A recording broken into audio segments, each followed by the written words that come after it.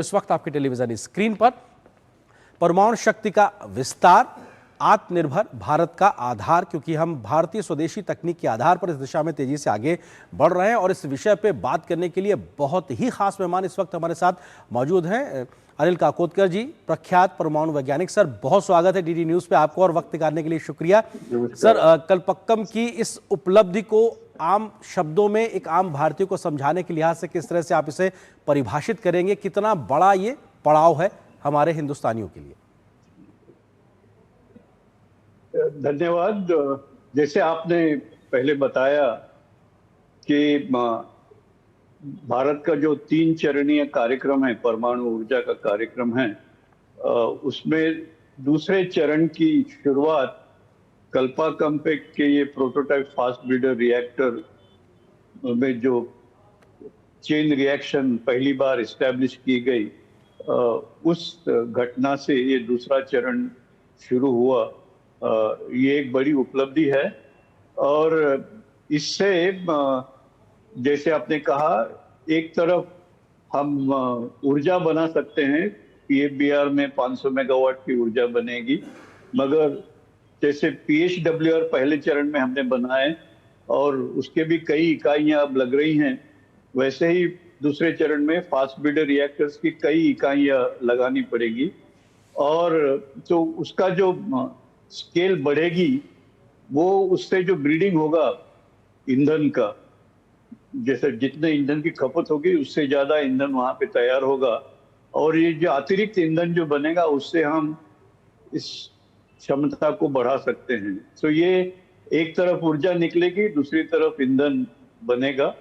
और ये बढ़ी हुई क्षमता ये बहुत महत्वपूर्ण है, क्योंकि इसमें अगर हम थोरियम का इस्तेमाल करें क्षमता बढ़ने के बाद, तो थोरियम का यूरेनियम 233 में रूपांतर होता है और उसके आधार पर हम तीसरे चरण के थोरियम की इकाइयां बड़े पैमाने पर लगा सकते हैं। ये एक नई तकनीक है। दुनिया भर में सब दूर न्यूक्लियर एनर्जी का मतलब थर्मल रिएक्टर्स की बात होती है। अब हम फास्ट रिएक्टर की ओर बढ़ रहे हैं, तीसरे चरण में थोरियम रिएक्टर्स की ओर बढ़ेंगे जी। तो ये एक बड़ी उपलब्धि है, मैं ऐसा मैं मानता हूँ। जी सर, एक चीज़ ये कि हमारी ये खुद की अपनी स्वदेशी तकनीक के माध्यम से हमने विकसित किया, हमारे वैज्ञानिकों, इंजीनियर्स ने विकसित किया, और भारत अब रूस के बाद दूसरा ऐसा देश बन गया जिसके पास इस प्रकार की क्षमता है। इसको कैसे समझा जाए और ये हमारी जो स्वदेशी तकनीक है हमें कितना ज़्यादा बड़ा आधार तैयार करती है अब यहाँ से आगे के सफ़र को तय करने के लिए?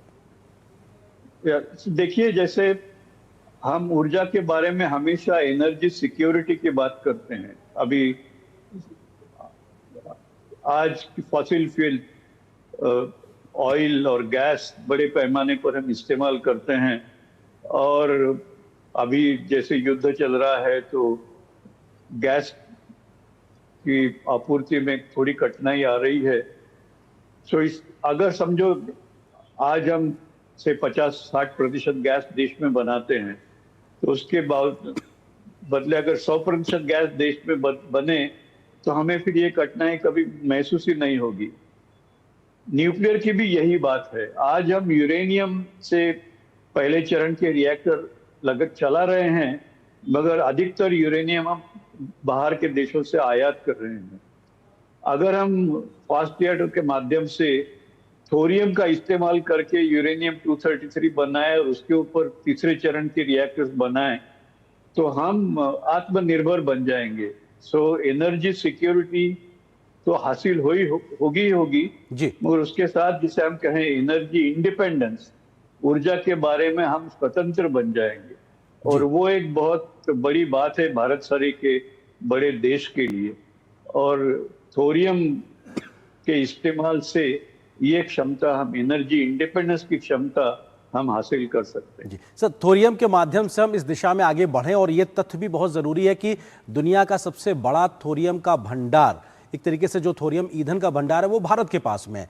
ये कितना बड़ा हमें एक तरीके से मौका देता है, जिस टेक्नोलॉजी पे हम अब आगे अपग्रेड करके अपने आप को आगे ले जाएंगे तो हम सेल्फ सफिशिएंट होंगे अपनी ऊर्जा ज़रूरतों के लिए जब हम इस स्टेज में पहुंचेंगे।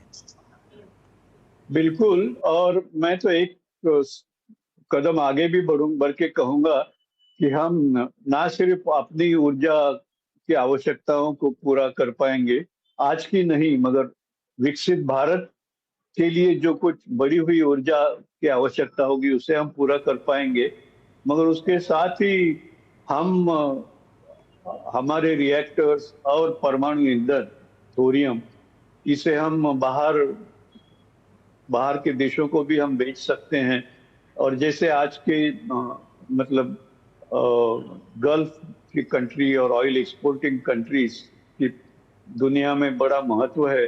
अगर भारत ये क्षमता हासिल करे कि अपनी ऊर्जा की जरूरत पूरी करे, मगर साथ ही साथ ऊर्जा को दुनिया के अन्य देशों की ऊर्जा की आपूर्ति भी पूरी करे, जी तो भारत एक बड़े महत्वपूर्ण देश के रूप में उभर सकता है। सर, हमने देखा कि भारत सरकार का फोकस अभी अपने बजट में भी देखा कि कैसे स्मॉल मॉड्यूलर रिएक्टर्स पे एक तरीके से फोकस नजर आ रहा है। साथ ही साथ परमाणु ऊर्जा मिशन के साथ हम तेजी से आगे बढ़ रहे हैं, बजटीय एलोकेशन भी लगातार किया जा रहा है। ये हमें कितना तेजी से इस दिशा में आगे बढ़ा रहा है जब हम एक मिशन मोड में काम करते नजर आ रहे हैं इस दिशा में? इसमें सिर्फ दो बातें हैं। एक तो हम आज की तारीख में हम हमारी ऊर्जा न्यूक्लियर एनर्जी के प्रोडक्शन की क्षमता बढ़ाने के लिए जोर दे रहे हैं।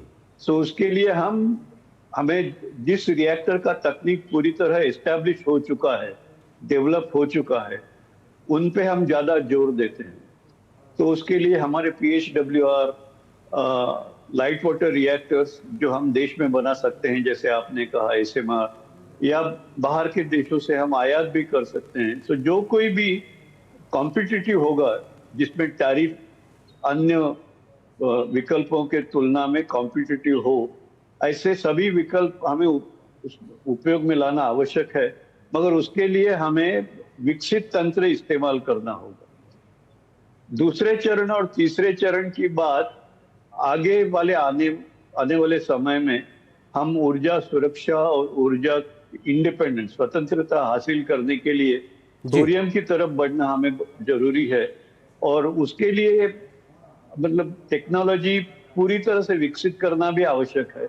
जी तो ये दो अलग अलग बातें हैं। अभी का जो न्यूक्लियर एनर्जी मिशन है वो न्यूक्लियर एनर्जी की क्षमता को बहुत जल्दी आगे बढ़ाने की बात है। उसके लिए हम एस्टैब्लिश टेक्नोलॉजी का इस्तेमाल करेंगे और दूसरे और तीसरे चरण में हम नई टेक्नोलॉजी इस्तेमाल करके इंडिपेंडेंस हासिल करेंगे। और तो हमें दोनों स्तर पर काम करना आवश्यक है। बिल्कुल, शायद उस मिशन मोड पे काम करते हुए हम पर्यावरण संरक्षण को लेकर भी तेजी से काम कर रहे हैं। सर, बहुत शुक्रिया वक्त निकालने के लिए और इस गंभीर